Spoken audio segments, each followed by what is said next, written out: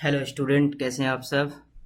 चलो आज देखते हैं ज्योग्राफी का कुछ क्वेश्चन देखेंगे जो एसएससी के एग्ज़ाम में रिपीट होता है और बार बार आते रहता है और हर एक क्वेश्चन के पीछे का डिटेल भी जानेंगे। चलिए स्टार्ट करते हैं। तो पहला क्वेश्चन बोल रहा है कि perihelion is when earth is. Perihelion बोल रहा है कि कब होगा। तो पेरीहिलियन जब होता है जब अर्थ सन से सबसे करीब होता है, ऐसी कंडीशन को हम लोग पेरीहिलियन बोलते हैं। तो इसका आंसर हो जाएगा मेरा नियरेस्ट टू द सन। और जब अर्थ सन से सबसे ज़्यादा दूर होगा तो ऐसी कंडीशन को हम लोग एफिलियन बोलेंगे। ठीक इसी तरह जब अर्थ मून से सबसे करीब होता है तो उस पोजीशन को पेरिजी बोलेंगे, और ठीक जब अर्थ मून से जब सबसे दूरी पे होगा तो इस कंडीशन को हम लोग अपोजी बोलेंगे। आगे बढ़ते हैं। सेकंड क्वेश्चन बोल रहा है which trend is found about the distance between the galaxies. अब देखो यहाँ पे सबसे पहले हम लोग को इस क्वेश्चन को जानने से पहले बिग बैंग थ्योरी को समझना वो ज़रूरी है। बिग बैंग थ्योरी में क्या बोला गया था कि कोई एक ऐसा पॉइंट था जहाँ का टेम्परेचर बहुत ज़्यादा था, प्रेशर बहुत ज़्यादा था, और अचानक यहाँ से एक ब्लास्ट हुआ है ना, और डिफरेंट काइंड ऑफ प्लैनेट का ओरिजिन हुआ। इसी ब्लास्ट को हम लोग बोलते हैं बिग बैंग। उसके बाद डिफरेंट काइंड ऑफ प्लैनेट का ओरिजिन हुआ, इसी को हम लोग बोलते हैं बिग बैंग थ्योरी। उसके बाद क्या हुआ, ये जो ब्लास्ट होने के बाद जो पार्टिकल्स अलग अलग हुआ, जो अलग अलग एक प्लैनेट का शक्ल इख्तियार कर लिया। उसके बाद ये देखो, ये प्लैनेट के बीच में जो डिस्टेंस है, यहाँ जो एक प्लैनेट का दूसरे प्लैनेट के बीच में जो डिफरेंस है, ये बढ़ता रहता है, ये फैल रहा है, अभी भी ये फैल रहा है और इसका डिस्टेंस आपस में बढ़ता जा रहा है। इसे हम लोग बोलते हैं रेड शिफ्ट, है ना। तो यहाँ पे क्या होगा, इसका आंसर हो जाएगा इंक्रीजिंग, क्योंकि ये जो डिस्टेंस है एक प्लैनेट का दूसरे प्लैनेट से, ये इंक्रीजिंग ट्रेंड पे है, इसलिए इसका आंसर इंक्रीजिंग हो जाएगा। उसके बाद क्वेश्चन बोल रहा है how many degrees does the earth rotates about its own axis in 1 hour. ठीक है, तो सबसे पहले समझते हैं कि अर्थ इस तरह का राउंड के जैसा दिखता है, और जो भी चीज़ इस तरह का सर्किल में होता है वो 360 डिग्री का एंगल बनाता है। तो अर्थ यहाँ से स्टार्ट करे रिवॉल्व होना, वापस यहाँ तक का आएगा रिवॉल्व करते करते, इसका मतलब है कि 360 डिग्री वो रिवॉल्व करेगा। और एक बार अर्थ को अपने ही एक्सिस पे रिवॉल्व करने में कितना दिन लग रहा है, 24 आवर लग रहा है। तो हमको 1 आवर का निकालना है, तो 360 को डिग्री को हम 24 आवर से अगर हम डिवाइड कर देंगे तो 1 आवर का निकलेगा कि 1 आवर में अर्थ 15 डिग्री रिवॉल्व करता है। तो इसका आंसर हो जाएगा 15 डिग्री। आगे बढ़ते हैं। क्वेश्चन है the southern part of India lie in the belt of. देखो सदर्न पार्ट, ये मेरा सदर्न पार्ट है इंडिया का, और ये मेरा नदर्न पार्ट है, और नदर्न पार्ट का बीचों बीच से ट्रॉपिक ऑफ कैंसर यहाँ से गुजर रहा है, और ये मेरा इंडिया का सदर्न पार्ट जो है वो तकरीबन 8 डिग्री नॉर्थ लैटिट्यूड के करीब में है। अब जैसे सदर्न इंडिया से थोड़ा सा नीचे बढ़ेंगे तब यहाँ कहीं पे हमको इक्वेटर नजर आता है। चूंकि सदर्न इंडिया कहाँ है, इक्वेटर के बिल्कुल करीब है ना, और इक्वेटर पे सनलाइट कैसा पड़ता है, बिल्कुल वर्टिकल सनलाइट पड़ता है ना। तो यहाँ का टेम्परेचर कैसा होगा, इक्वेटर का टेम्परेचर बहुत हाई होगा, और चूंकि इंडिया का सदर्न पार्ट इक्वेटर से करीब है तो यहाँ का भी टेम्परेचर हाई होगा, है ना। तो मेरा इसका आंसर क्या हो जाएगा, वार्म हो जाएगा। चलिए आगे बढ़ते हैं। उसके बाद क्वेश्चन बोला है on which of the following 2 date the equinox fall. कौन से 2 डेट पे इक्विनॉक्स होता है। इक्विनॉक्स का मतलब क्या होता है, इक्विनॉक्स का मतलब होता है जब दिन और रात का जो ड्यूरेशन होगा वो बराबर होगा, और दिन और रात का ड्यूरेशन मेरा बराबर कहाँ पे होगा, ये इक्वेटर पे होगा। इक्वेटर पे चूंकि सनलाइट होता है कैसा, हमेशा वर्टिकल पड़ रहा होता है ना, इसीलिए इक्वेटर पे क्या होता है 12 घंटा का दिन और 12 घंटा का रात होता है। तो जब दिन और रात का ड्यूरेशन बराबर होगा तो ऐसी कंडीशन को हम लोग बोलेंगे इक्विनॉक्स। और ये होता कब है, 2 डेट को होता है, एक तो 21 जून को होता है, दूसरा 23 सितंबर को होता है। तो इसका आंसर क्या हो जाएगा, ऑप्शन ए। चलिए आगे बढ़ते हैं। उसके बाद क्वेश्चन बोला है from north most to south most point of India what is the extent of India. ये देखो, ये northern most point of India जो लद्दाख में है, ये southern most point of India जो तमिलनाडु में है, और यहाँ से यहाँ तक का एक्सटेंशन पूछा है कितना है, नॉर्थ से साउथ। तो नॉर्थ से साउथ का एक्सटेंशन हो जाएगा मेरा 3214 किलोमीटर का ये एक्सटेंशन हो जाएगा। लेकिन कभी पूछ ले कि वेस्ट से ईस्ट की तरफ का एक्सटेंशन कितना किलोमीटर का है, तो ये भी याद रखना, ये भी पूछता है। तो यहाँ पे हो जाएगा 2933 किलोमीटर का ये वेस्ट से ईस्ट की तरफ का एक्सटेंशन है। दोनों हम लोगों को याद रखना है। चलिए आगे बढ़ते हैं नेक्स्ट क्वेश्चन पे। उसके बाद बोल रहा है what is El Nino refer to. El Nino एक वार्म ओशन करंट है, करंट का नाम है एल नीनो, और जो कब देखने को मिलता है, 30 से 35 साल के बाद बाद देखने को मिलता है, ये हर साल देखने को नहीं मिलता है। ठीक है, तो एल नीनो क्या है? हॉट ओशन करंट है। अच्छा, उसके बाद एल नीनो से और क्वेश्चन आता है कि ये कौन सा कोस्ट पे देखने को मिलता है, कौन सा कंटिनेंट के कोस्ट पे देखने को मिलता है? तो ये साउथ अमेरिका का कोस्ट है, ये वाला इस कोस्ट पे देखने को मिलता है। और एग्जैक्टली अगर कंट्री का नाम पूछ देगा, ये ऑप्शन में पूछे है कि कौन सा कंट्री के कोस्ट पे देखने को मिलता है एल नीनो इफेक्ट, तो ये चिली कोस्ट हो जाएगा। देखो ये वाला कोस्ट, और इसके नीचे चिली के नीचे ये वाला कोस्ट, ये पेरू कोस्ट हो जाएगा। ये साउथ अमेरिका कॉन्टिनेंट में देखने को मिलता है। ठीक है, नेक्स्ट क्वेश्चन है, which is the deepest point of earth ocean with a depth of 11,022 metre.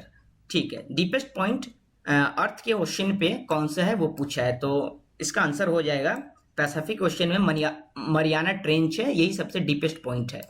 इसके अलावा कभी कभी ऑप्शन में मरियाना ट्रेंच नहीं रहता है, तो वहां पे चैलेंजर डीप लिखा रहेगा, चैलेंजर डीप, तो आंसर चैलेंजर डीप करेंगे।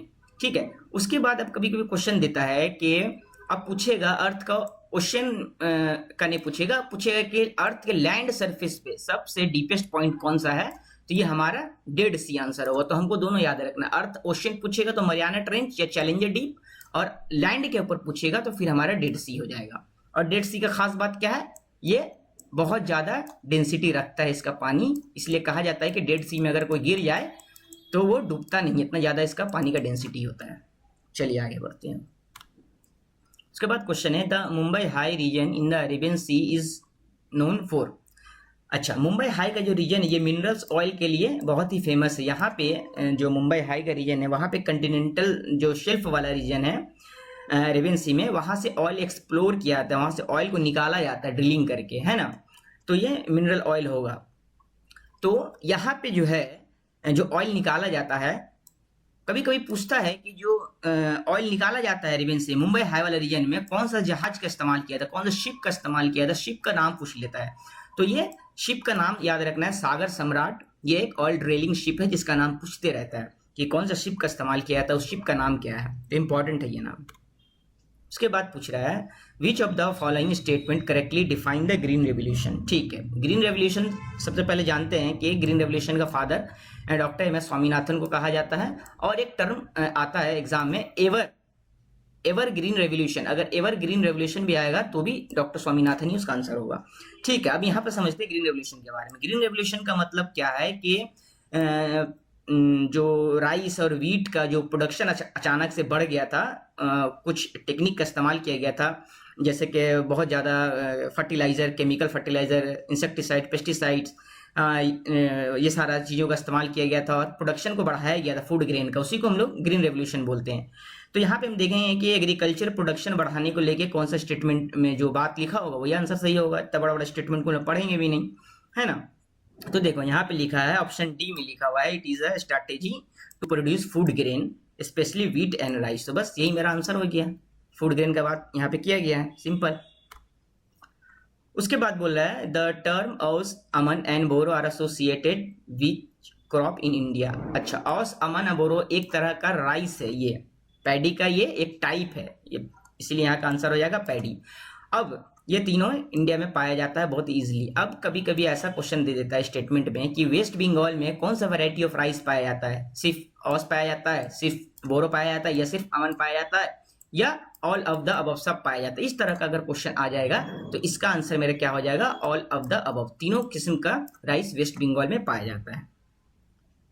ठीक है, आगे बढ़ते हैं। अब what was the significant negative environmental impact of the green revolution.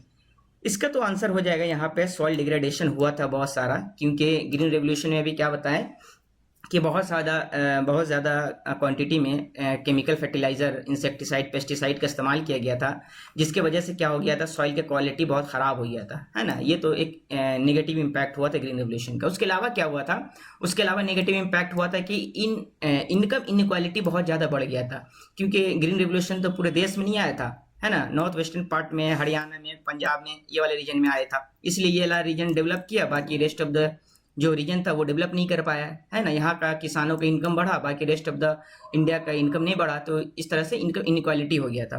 दूसरा बात है रीजनल इम्बैलेंस हो गया था, क्योंकि ये जो पंजाब और हरियाणा वाला जो रीजन था, वहाँ का रीजन डेवलप कर गया, वहाँ का किसान बहुत पैसा कमा लिया था, लेकिन बाकी जो रीजन का किसान था वो लोग उतना इनकम नहीं कर पाया था। तो वो वाले रीजन, जैसे ईस्टर्न इंडिया वाले में जो रीजन में किसान रह रहे थे, वो लोग इनकम नहीं बढ़ा था, वहाँ का रीजन भी डेवलप नहीं हुआ, तो ये एक तरह का रीजनल इम्बैलेंस हो गया था। ये नेगेटिव इम्पैक्ट था जो बहुत फेमस था। ठीक है, आगे बढ़ते हैं।